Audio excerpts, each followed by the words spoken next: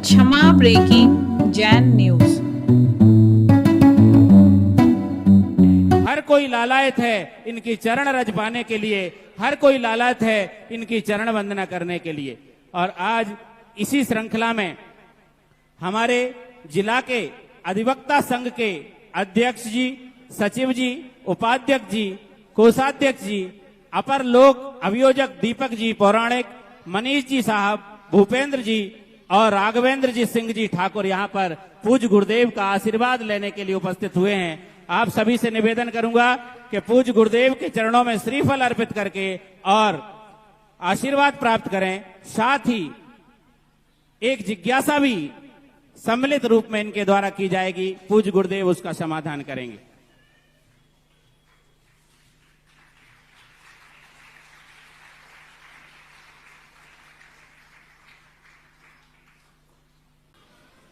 गुरुजी नमोस्तु। हम लोग अधिवक्ता का व्यवसाय करते हैं। कई लोग हमारे पास आते हैं, कुछ व्यक्ति निर्दोष भी आते हैं और कुछ दोषी भी आते हैं। हम लोग यह तय नहीं कर पाते हैं कि कौन व्यक्ति दोषी है और कौन निर्दोष है। कई मामलों में निर्दोष व्यक्ति को भी सजा हो जाती है। उस पर हम लोगों पर क्या प्रभाव पड़ेगा? वकील साहब का बहुत अच्छा प्रश्न है और इस प्रश्न में ही हमारे देश का, दुनिया का न्याय अन्याय छुपा हुआ है। जब हमारे लिए यह ज्ञात नहीं है कौन निर्दोष है कौन सदोष है, ऐसी संदिग्ध दशा के लिए ही वकीलों की भूमिका होती है। इसी संदेह को मिटाने का नाम है वकालत। निर्णय नहीं कर पा रहा, कानून तो अंधा होता है। आपकी अदालत में एक महिला को तराजू लेकर खड़ा किया, जिसकी आंख पे क्या बंधी है? पट्टी। पट्टी बांधने का अर्थ क्या है कि मजिस्ट्रेट को कुछ नहीं पता, कुछ भी नहीं मालूम उसे, कानून को भी कुछ पता नहीं है और अंधा व्यक्ति तराजू लेके तौल रहा है। अब सही आंखें तो वकीलों के पास होती हैं, मजिस्ट्रेट के पास नहीं होती। मजिस्ट्रेट के पास कोई आंख नहीं है, वो तो दोनों वकीलों की सुनता है और दोनों वकीलों के तर्क पर विचार करता है और कानून की किताब जानता है। ऑन द स्पॉट क्या हुआ है, सारी चीजें क्या है। वकील लोगों को गवाह पेश करना पड़ते हैं, वकील लोगों को साक्ष्य पेश करना पड़ते हैं, यानी सारी आंखें तो वकीलों के पास होती हैं। यदि वस्तुतः सही वकील अपनी एक न्यायपालिका के अंतर्गत सही रूप में आता है तो वकील बराबर इस दुनिया में वफादार, ईमानदार न्यायाधीश से भी बड़ा, न्यायाधीश मजिस्ट्रेट से बड़ा वकील होता है, क्योंकि वकील उन साक्ष्यों को दे रहा है, वकील उस व्यक्ति को साकार कर रहा है जो कानून में लिखा है 100 गुनाहगार बच जाएं तो बच जाएं, एक बेगुनाह को सजा नहीं होना चाहिए। एक बेगुनाह को सजा नहीं होना चाहिए। ये संकल्प मजिस्ट्रेट का नहीं होना चाहिए, ये संकल्प वकील का होना चाहिए। बेगुनाह को सजा नहीं मिलना चाहिए। यदि सारे भारत के वकील यह संकल्प ले लेते हैं कि बेगुनाह को सजा नहीं होने देंगे और बेगुनाह को सजा से बचाने के लिए ही तुम्हारे कानून में अपील की व्यवस्था की गई, इधर से अपील। अब चला करके ये तो संदिग्ध की बात हुई, तो संदिग्ध जहां, अब वे वकील लोग जो चला करके मालूम है कि यह 100% अपराधी है और इसने कानून का उल्लंघन किया है, अब उसके लिए भी यदि हम वकालत जिताने के लिए करते हैं तो ये न्याय नहीं है, अन्याय है। ऐसे लोगों के लिए तो वकील मिलना ही नहीं चाहिए। सामने दिख रहा है कि इसने हत्या की है मिनिस्टर की, सबको मालूम है, फिर भी हम उसको जिताने के लिए प्रयास करते हैं।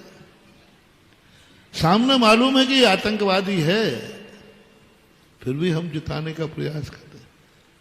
वकील साहब, हमने एक बार एक पशुओं का ट्रक रास्ते में जा रहे थे, तो पशु उसमें बहुत भरे थे।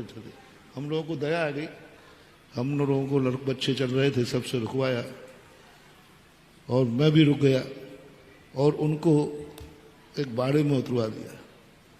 वो कोर्ट पहुंच गए। 3 दिन के अंदर ही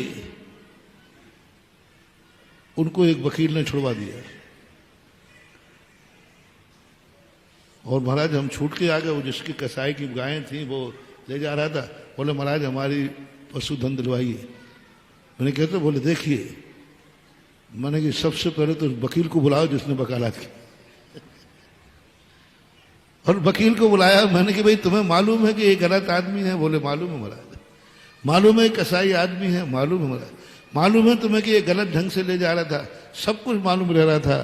बोले महाराज जी माफ करना, हम वकीलों की ख्याति उसी में बढ़ती है जो अपराधी को भी बचा दे, तो समझ लेना ये वकील बहुत बड़ा है।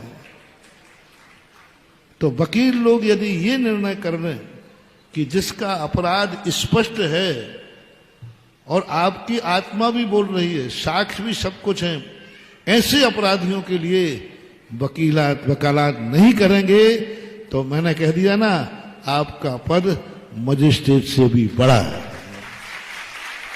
क्योंकि तुम्हारे पास आंख है, तुम फील्ड पे हो, तुम्हारे पास साक्ष्य हैं, तुम्हारे पास सब कुछ है।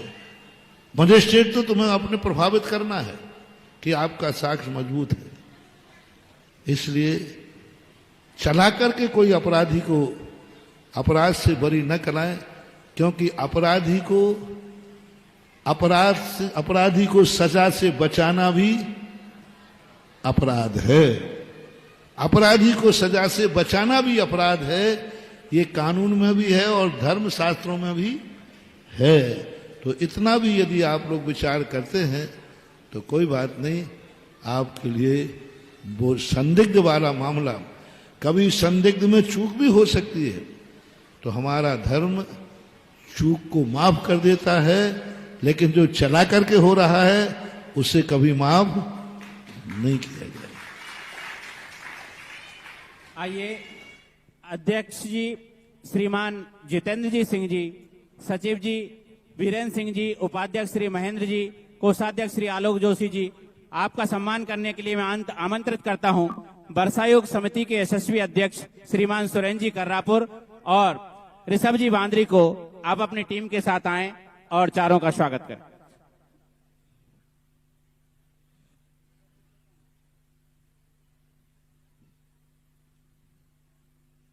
और इसके बाद जिज्ञासा के लिए तैयार रहेंगे श्रीमान आशीष जी शास्त्री। उसके बाद तैयार रहेंगी श्रीमती रचना जैन ITI। हमारे अधिवक्ता संघ यहां पर आज पूज्य गुरुदेव के चरणों में श्रीफल अर्पित करके आशीष प्राप्त करने के लिए उपस्थित हुए थे और गुरुदेव से उन्होंने अपने पेशे को लेकर के बहुत ही अच्छे दिशा निर्देश प्राप्त किए। इन दिशा निर्देशों के माध्यम से पूरे भारत में एक नीति और न्याय की अलग जगेगी। साथ साथ में जो बेगुनाहों को सजा मिलती है, जो इस आश्रय से वकील लोग के पास आते हैं कि हमें न्याय मिलेगा, वह न्याय की अक्षुण्ण परंपरा भी जीवित होगी। इस भावना के साथ गुरुदेव ने बहुत ही नीति परक, बहुत ही धार्मिक और बहुत ही मार्मिक उपदेश इन सबको दिया है और आशा ही नहीं पूर्ण विश्वास है कि गुरुदेव के संदेश के माध्यम से पूरा भारतवर्ष इस शिक्षा को अंगीकृत करेंगे और इस भारत को एक नई पहचान दिलाने में कामयाबी हासिल होगी। हमारे संत महात्मा गुरुदेव ही इस अक्षुण्ण परंपरा को जीवित रखते हैं। स्वागत की द्वितीय श्रृंखला में अपर लोक अभियोजक दीपक जी आए, मनीष जी साहब, भूपेंद्र जी और राघवेंद्र जी का भी सम्मान। चातुर्मास समिति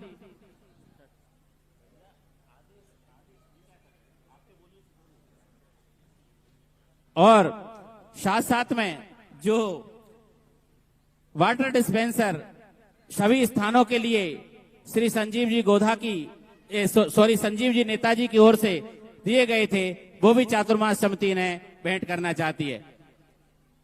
चलिए जिज्ञासा करेंगे श्रीमान आशीष जी और उसके बाद तैयार रहेंगी श्रीमती रचना जी जैन। परोपकारी गुरुदेव के चरणों में कोटिशाह नमोस्तु नमोस्तु नमोस्तु।